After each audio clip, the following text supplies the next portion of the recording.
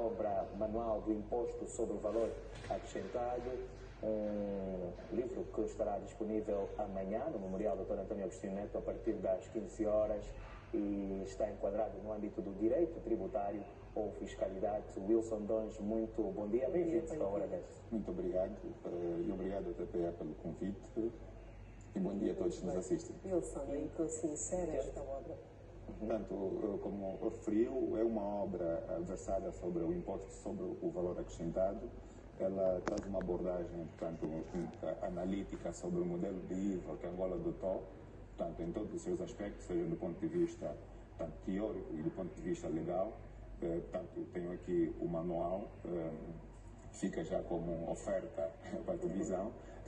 O objetivo, portanto, da obra é para ajudar a esclarecer a todos aqueles que lidam com este imposto no seu dia a dia, sejam os contribuintes, sejam os técnicos, contabilistas, juristas e até os próprios técnicos da AGT que lidam com o imposto, para melhor, portanto, entender qual é a dinâmica, não só legal, mas também do ponto de vista doutrinal, que está por detrás daquilo que são as soluções normativas existentes no nosso ordenamento jurídico. Portanto, isso é fruto de todo um estudo feito nos últimos anos, antes mesmo do processo de implementação do IVA e depois de todos os 4 a 5 anos da sua vigência, e vem retratar aí o nosso modelo e fazer uma análise comparativa também com outros modelos existentes noutras realidades do globo, para então trazer aqui um melhor entendimento e ajudar os contribuintes e não só a compreenderem o nosso sistema fiscal.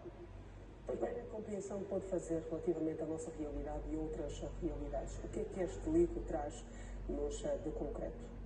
Na verdade, o manual vem apresentar o IVA que nós adotamos. O IVA, como sabemos, é um imposto internacional que existe em várias geografias, mas cada país, tendo em conta a sua soberania tributária, portanto, aprova um modelo normativo ajustado à sua realidade. Nós começamos por começar com o IVA, que pretendia ser simples, maleável, eletrônico e menos complexo, e ao longo do período da sua evolução ele foi ganhando algumas vicissitudes que eu diria que tem de tudo menos simples, conforme se preconizava na sua fase inicial. Portanto, ele foi agora dentro da nossa fiscalidade.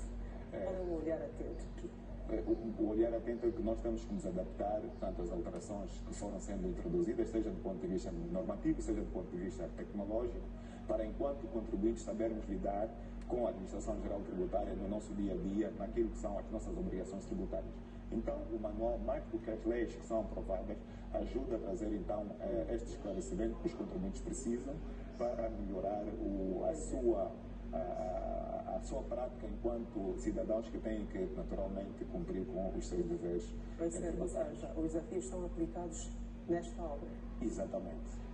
E esta obra é essencialmente dedicada para docentes também e para estudantes. É uma obra transversal que não só servirá os estudantes de direito que optam por fazer trabalhos ou estudar o IVA com alguma profundidade para dominar o imposto, mas também para os próprios docentes. Como sabemos, o IVA é um imposto que tem pouca tradição, aliás, tem pouco tempo na nossa realidade jurídica, tem apenas 5 anos, e há pouca coisa escrita ainda no nosso país sobre esse imposto, apesar de existir muita literatura internacional em torno do imposto, mas em Angola, e adaptada à nossa realidade, existem, quando muito, 2 ou 3 obras já publicadas, e esta vem ajudar, tanto para além da comunidade, para além dos estudantes, mas também os próprios docentes que ensinam a cadeira de fiscalidade e que precisam compreender com a devida profundidade este imposto. Então, mais do que a experiência prática que nos permitiu navegar neste universo, vai ajudar então a esclarecer todos esses profissionais que no seu dia a dia lidam com o sistema fiscal, quer sejam os estudantes, os professores universitários, até os contabilistas, os juristas e também o Poder Judiciário, que muitas das vezes é confrontado com decisões que envolvem matérias fiscais e que precisam entender como é que ela se desenvolve para poderem, portanto, tomarem as suas decisões. A nota da apresentação foi feita pelo advogado António Tobias Simba Rafael. Qual foi a vontade de tê-lo como a apresentar esta aula? Bom, o professor Rafael é um docente universitário, também especialista em matéria em direito fiscal, também tem algumas obras publicadas no domínio de direito, então pensamos que seria uma grande mais-valia trazê-lo a fazer essa apresentação do manual, dizer também que o manual foi prefaciado pela professora Clotilde Palma, que é uma especialista em direito, especialista em IVA a nível internacional, portanto é estrangeira, não é nacional, mas é uma referência internacional a nível do sistema de IVA e por isso também achamos uma mais-valia, portanto, termos a sua apreciação sobre o conteúdo do manual para conferir, portanto, aqui o selo do ponto de vista científico. Futuras reformas fiscal, esta obra poderá influenciar de certa forma? Tem este condão também de ajudar, portanto, a pensar aquilo que é a nossa realidade atual e para onde nós vamos. Por isso é que nós, para além de dizer aquilo que já existe, trouxemos também muitas situações de sugestão daquilo que entendemos que seria a melhor solução para esta ou para aquela situação em ser dita. Sobretudo nos modelos, no sistema do reembolso, quanto ao exercício de direito à dedução, os contribuintes têm direito, ou seja, o IVA é um imposto de consumo, quem paga o imposto é o consumidor final. E quando a empresa paga o imposto, é esperado que lhe seja devolvido aquele imposto pela Administração Geral Tributária. Nisso se resume o direito à dedução. E existem algumas restrições no atual modelo relativamente ao exercício deste direito à dedução, em que os contribuintes não é permitido deduzirem o imposto ou solicitar o reembolso desse imposto quando a fatura não menciona o nome quando não menciona um elemento de formalidade da fatura, nomeadamente o NIF ou o sistema certificado.